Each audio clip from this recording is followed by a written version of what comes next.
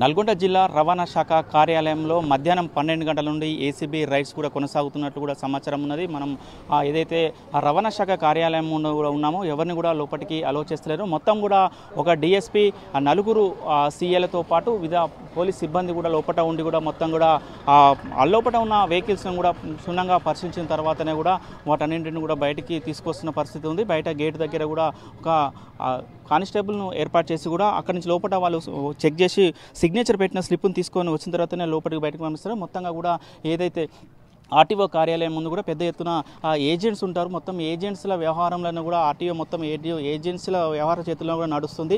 మొత్తము ఏజెంట్లు మొత్తం కూడా ఏజెంట్లే దీనికి మొత్తం కూడా అధికంగా వసూలు చేస్తూ మొత్తం వాళ్ళ చేతిలో నడుస్తుంది. ఏదైతే గవర్నమెంట్కు సంబంధించిన ఆదాయానికి పెద్ద ఎత్తున గండి పడుతున్నారన్న ఉద్దేశంతో కూడా కంప్లైంట్ రావడంతో కూడా రాష్ట్ర వ్యాప్తంగా కూడా ఏసీబీ అధికారులు కూడా దాడులు నిర్వహిస్తున్న పరిస్థితి ఉంది. అందులో భాగంగానే నల్గొండ జిల్లా కలెక్టర్ కార్యాలయం పక్కన ఉన్నటువంటి రవాణా శాఖలో కూడా ఈ దాడులు నిర్వహిస్తున్న చూసుకోవచ్చు. మనం ఏదైతే 12 గంటలకు కూడా ఏసీబీ రైడ్స్ అవుతున్నాయని తెలిసిన సమాచారం వెంటనే ఎమ్మటే ఏవైతే ఏజెంట్లు ఉన్నారో మొత్తం కూడా షాప్స్ నిర్మించుకొని కూడా మొత్తంగా ఏజెంట్లు ఉన్న పరిస్థితి కనబడుతుంది. వీళ్ళందరూ కూడా షటర్స్ బంద్ చేసుకొని కూడా ఇక్కడ లేకుండా కూడా వెళ్ళిపోయిన పరిస్థితి కూడా ఉన్నది. మొత్తం కూడా దానికి లాకులు వేసి వెళ్ళిపోయిన పరిస్థితి ఉంది. ముఖ్యంగా కూడా ఇక్కడ వచ్చిన ఆరోపణలు ఏంటంటే మొత్తంగా కూడా ఏదైతే రవాణా శాఖ కార్యాలయంలో నడుస్తున్న పని మొత్తం కూడా ఏజెంట్ల నడుస్తుంది. ఏజెంట్ల వ్యవహారం వల్లనే మొత్తం నడుస్తుంది. మొత్తము ఏదైతే గవర్నమెంట్కి రావాల్సిన ఆదాయాన్ని మొత్తం గండి కొడుతున్నారన్న ఉద్దేశంతో కూడా పలు కంప్లైంట్లు వచ్చిన క్రమంలో కూడా ఏదైతే ఆర్టీఓ ఏసీబీ అధికారులు కూడా దాడులు నిర్వహిస్తున్న పరిస్థితి కనపడుతుంది. మనం విజువల్లో కూడా చూస్తున్నాం. ఏదైతే ఆర్టీఓ కార్యాలయం ముందు కూడా లోపలికి ఇక్కడి నుంచి వచ్చిన వారిని ఎవరిని కూడా మీడియాను కూడా లోపలికి అలో చేయని పరిస్థితి కనపడుతుంది. ఎవరైతే అక్కడ లోపల ఉదయం ఏదైతే రిజిస్ట్రేషన్కి వచ్చిన వెహికల్స్ ఉన్నాయో వెహికల్స్ని కూడా మొత్తం తనిఖీ చేసిన తర్వాతనే వాళ్ళు అక్కడ స్లిప్ రాసిచ్చిన తర్వాతనే బయటకు వస్తున్న పరిస్థితి కనపడుతుంది. టీసీ నల్గొండ ఆఫీసులో అవకతవకలు మరియు ఏజెంట్ల ద్వారా ఈ ఆఫీసులో ఉన్న స్టాఫ్ వాళ్ళు కరప్షన్ ప్రాక్టీసెస్ జరుగుతుందని మాకు త్రూ పబ్లిక్ కానీ ఈ సోర్స్ మీడియా కానీ ఇతర పద్ధతుల ద్వారా వచ్చింది.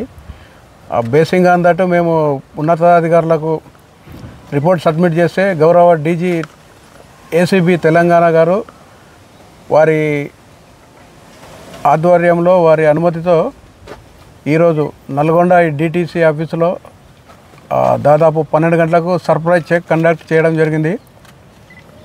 ఇందులో మేము చెక్ చేసేటప్పుడు ఈ ఆఫీస్కు అప్రోచ్ అయ్యే లైసెన్స్ కానీ ఆర్సీ కానీ తర్వాత ఇతరత్ర డాక్యుమెంటేషన్ గురించి వచ్చిన వాళ్ళు ఉన్నారు. తర్వాత వాళ్ళతో పాటు కొంతమంది ఏజెంట్లు ఉన్నారు. ఆఫీసు ఇక్కడ స్టాఫ్ ఉన్నారు. వాళ్ళందరినీ మేము వెరిఫై చేసి సెగ్రిగేట్ చేసి అందులో ఈ ఆఫీసు వర్క్ గురించి అంటే లైసెన్స్ ఆర్సీ వాటి గురించి ఎవరు వచ్చారు తర్వాత ఏజెంట్లు ఎవరు అని చేశాము.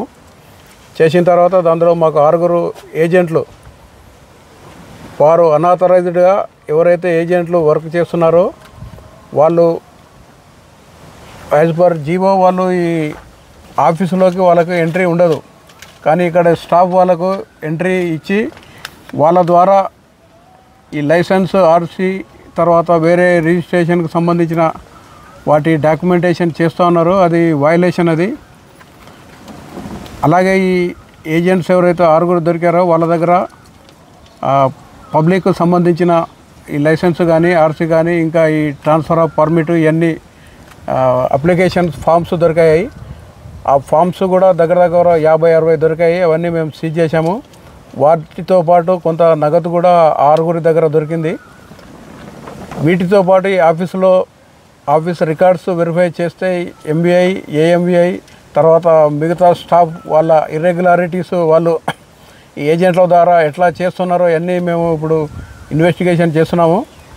అది చేసిన తర్వాత రిపోర్టు సబ్మిట్ చేసి ఫర్దర్ వాళ్ళపైన యాక్షన్ తీసుకుంటున్నాము. ఎవరైతే ఇటువంటి చర్యలు చేస్తారో ఇప్పుడు ఈ సర్ప్రైజ్ చెక్ ఈరోజు జరిగింది. తర్వాత కూడా ఏమైనా కంప్లైంట్ వస్తే అటువంటి ఈ ట్రాన్స్పోర్ట్ మీద కాకుండా వేరే ఏమైనా డిపార్ట్మెంట్ ఉంటే వాటిపైన కూడా కండక్ట్ చేయడం జరుగుతుంది. కాబట్టి ప్రజలందరికీ మీ ద్వారా తెలియజేయనిది ఏమిటంటే ఎవరైనా గవర్నమెంట్ అఫీషియల్ తాను చేయాల్సిన పని చేయకుండా లంచం కానీ డబ్బులు కానీ డిమాండ్ చేస్తే toll free number 1064 I repeat 1064 దీనికి మీరు కాల్ చేయండి.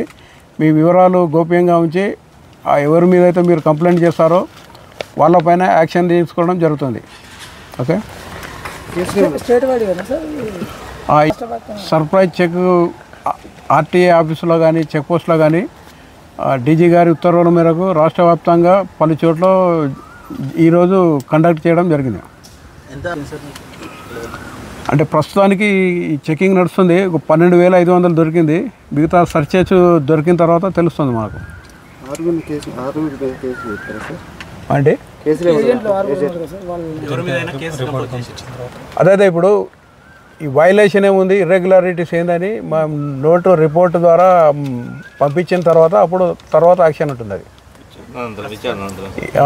ఇమ్మీడియట్ అరెస్ట్ కేసు రిమాండ్ ఉండదు, తర్వాత చేస్తాం. మరిన్ని వీడియోస్ కోసం ఛానల్ ని సబ్స్క్రైబ్ చేయండి. లేటెస్ట్ అప్డేట్స్ కోసం వాట్సాప్ ఛానల్ ని ఫాలో చేయండి. అండ్ లింక్ డిస్క్రిప్షన్ లో ఉంది.